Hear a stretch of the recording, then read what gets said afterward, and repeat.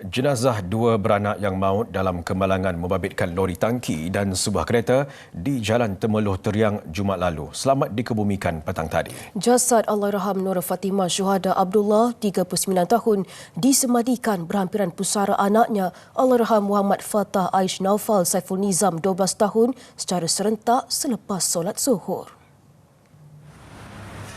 Jenazah dua beranak itu siap dimandikan menerusi kaedah tayamum dan dikafan di unit perubatan forensik Hospital Sultan Ahmad Shah 10 pagi tadi sebelum dibawa ke Masjid Saidina Abu Bakar As-Siddiq di Kampung Sanggang untuk disolatkan. Selepas solat Zuhur, jenazah dibawa ke Tanah Perkuburan Islam Kampung Sanggang untuk dikebumikan. Suami Allahyarham Saiful Nizam Sulaiman berkata, kali terakhir beliau bertemu isteri dan anaknya Selasa lalu sebelum dia pulang ke Kampung Gadung Sendayang, Negeri Sembilan.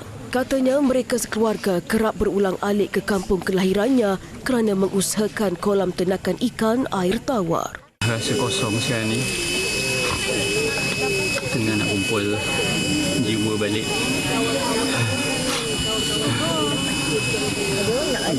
Cumanya kawan-kawan semua bagi tahu.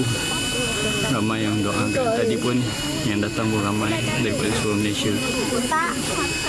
Jadi jutaan terima kasih. Dalam kejadian jam 4 petang itu, dua beranak terbabit maut setelah kereta dinaiki mereka dihempap lori tangki bermuatan 32,000 liter bahan api yang terbabas dan memasuki laluan bertentangan. Pemandu lori berusia 37 tahun hanya cedera ringan, direman hingga esok dan kes disiasat mengikut Seksyen 41 Akta Pengangkutan Jalan 1987.